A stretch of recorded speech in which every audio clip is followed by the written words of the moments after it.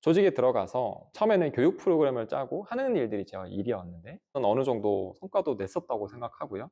또 좋은 교육 프로그램이라고 인정을 받았기도 했었어요. 제 좁은 관점에서는 저는 열심히 했던 거죠. 그런데 저는 그때부터 HR에 대한 고민을 시작했던 것 같은데요.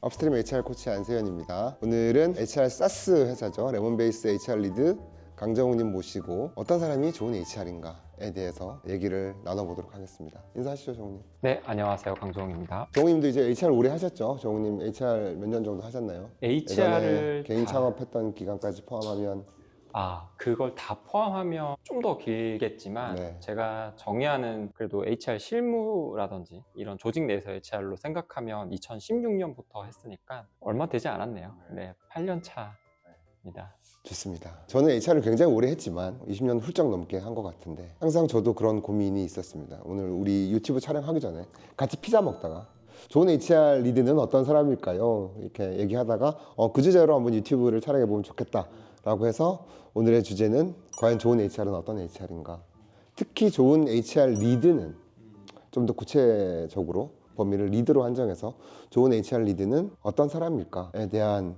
정답 없는 얘기를 네. 한번 해보면 좋겠습니다. 네. 종우님은 어떤 HR 리드가 좋은 HR 리드라고 생각을 하시나요? 일단 리드에 대한 이야기도 좋은데 그 전에 약간 HR을 좀 더 먼저 언급하고 싶긴 합니다. 괜찮을까요?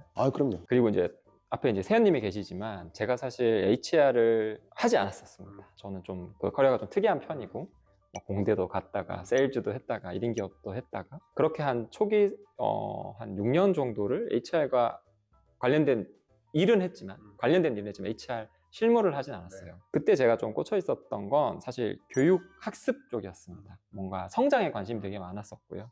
제가 교육 콘텐츠를 만들고 전달하는 일들, 그리고 좀 코칭도 하는 일들, 그런 일들을 하다가 이제 아는 이제 형님이 이제 제안을 주셔서 조직에 들어가게 된 거죠. 조직에 들어가서 처음에는 교육 프로그램을 짜고 하는 일들이 제 일이었는데 저는 원래 그런 것들을 계속 해왔던 사람이잖아요. 그러다 보니까 뭐 그런 측면에서는 어느 정도 성과도 냈었다고 생각하고요.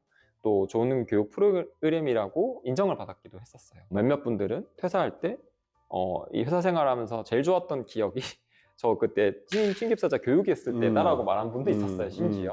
그래서 제 관점에서, 제 좁은 관점에서는 저는 열심히 했던 거죠. 그런데 저는 그때부터 HR에 대한 고민을 시작했던 것 같은데요. 어떤 교육은 뭐 나름대로 열심히 했지만 사실 HR은 채용부터 조직 문화까지 굉장한 많은 카테고리를 이제 포괄합니다. 아무리 어떤 교육이 뭐 괜찮았다 혹은 괜찮지 않았다 하더라도 그것으로 단독으로 존재할 수 없다는 걸 계속 깨달아 나갔던 것 같아요. 결국 좋은 사람이 와야 되고 그 사람들이 잘 육성되어야 되고 잘 평가받아야 되고 성과 관리가 잘 이루어지고 또 기본적으로 뭐 우리가 하는 정말 많은 것들, 리더십, 조직 문화 하는 것들이 얼라인 될 때, 한 목소리를 낼 수 있을 때 저는 그래도 좋은 HR이라고 평가받는 것 같아요.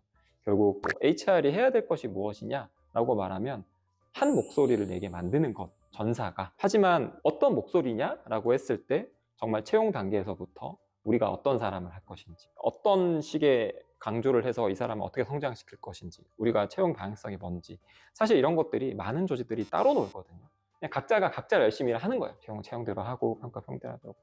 그런데 이렇게 가만히 들여다보면은 서로에 대한 조율이 다 깨져 있는 상태. 우리가 뭘 하고 있지? 라고 했을 때 딱 종합해서 말할 수 있어야 된다. 저는 당시에 조직 문화에 굉장히 관심이 많았는데 좋은 조직 문화란 뭘까? 라고 했을 때 제가 내린 답은 좋은 조직 문화는 굉장히 맨 끝에 후행지표에 가까운 거예요. 정말 뒤에 있는 후행지표. 그러니까 이걸 만들기 위해서 뭔가를 개선한다는 건 굉장히 역설적. 그리고 이거에 정말 크게 영향을 주는 건 이제 CEO부터 해서 이제 탑 매니지먼트의 어떤 철학들 이런 것들이 이렇게 흘러가서 이게 좋은 건데 흘러가서 물론 그것만으로도 다는 아니죠. 그것과 HR 제도 많은 것들이 온라인된 상태가 되어야 이것에 영향을 주는데 사실은 이런 것들을 제가 예를 들면 교육으로 시작을 했지만 갈증을 느낀 거죠. 어느 순간 저는 좋은 조직 문화를 좀 만들어 보는 데 관심이 있는데 교육만으로 충분치 않구나 하면서 또 이제 선생님이 많이 도와주셔가지고 뭐 채용도 이제 좀 더 들여다보게 되고 성과 관리라든지 다양한 영역으로 조금 더 평가까지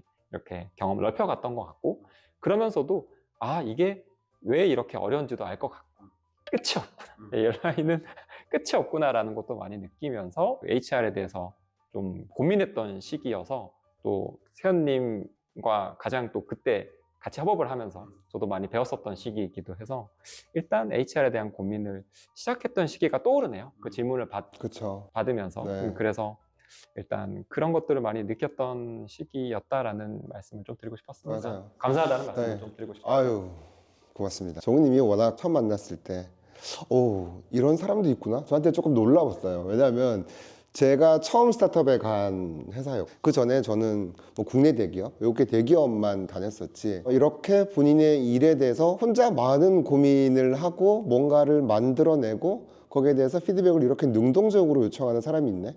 사실 대기업에서는 찾아보기 힘든 사람이었거든요. 그래서 굉장히 놀랬고 저도 정욱님께 많이 배웠던 그런 경험이 있습니다. HR은 어떤 역할을 할 때 가장 빈다냐라고 했을 때 정욱님이 말씀해 주신 거에 저는 너무 공감이 되고요.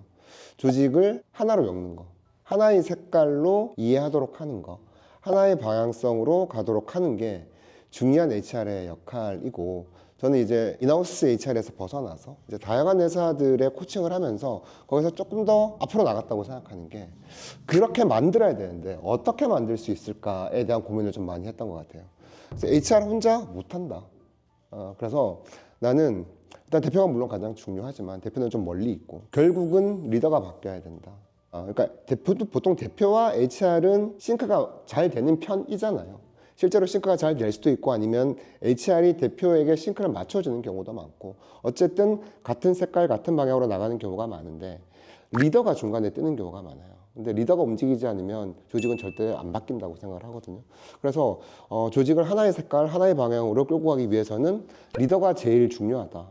그렇기 때문에 그런 생각을 하고 난 뒤부터 그러면 HR의 역할이 뭐지? 리더를 변화시키는, 리더가 본인의 역할을 인지하게끔 하고 행동하게끔 변화시키는 인하우스 코치여야 한다. 이게 가장 중요한 HR의 역할이 아닌가라는 생각을 요즘 많이 하고 있어요. 네, 동의합니다. 이걸 이제 저는 하드웨어랑 소프트웨어로 구분을 해보자면 하드웨어가 우리가 이제 기억하고 있는 이런 제도, 프로세스인 것 같아요. 사실 이거는 무시 못한다고 생각합니다. 조직의 어떤 메시지가 예를 들면 아까 평가에 대한 얘기를 저희가 많이 했지만 평가의 제도로서도 메시지가 담겨있는 법이잖아요. 우리가 채용을 어떤 프로세스를 가져갈 것인지도 좀 메시지를 생각해요. 그러니까 모든 제도, 하드웨어적으로 일단 메시지가 통일되어야 되는데 문제는 여기에 사람들이 얹어져 있잖아요. 이 소프트웨어가 기능하지 않으면 맞아요. 우리가 아무리 멋진 제도를 설계하고 우리가 메시지 온라인을 시켜놨다 하더라도 실제로 운영은 완전히 산으로 갈 수 있단 말이죠. 그래서 저는 하드웨어, 소프트웨어라고 구분해 보자면 소프트웨어의 키들이 리더라고 생각합니다. 물론 진짜 키는 대표고요. 여기서부터 시작이 돼야 되는데 어쨌든 이거에 영향을 미칠 수 있어야 되고 그러면서도 조직의 필요를 충족하는 어떤 메시지를 조율하고 하는 제도와 프로세스 설계를 통해서 일관적인 원칙을 적용하면서도 필요하다면 예외를 적용할 수 있는 그 HR의 기능도 있다고 생각해요. 결국 최근에 이제 이런 것들이 HRBP로 많이 보여지는 것 같고 저도 HRBP 굉장히 지향하고 실제로 HRBP가 되기 위해서 정말 높은 관점이 필요하구나라는 걸 많이 배우고요. 그것과 그리고 이 소프트웨어가 잘 돌아갈 수 있는 하드웨어를 구축하는 것도 또 중요한 HR 일이다. 그럼요. 너무 공감이 됩니다.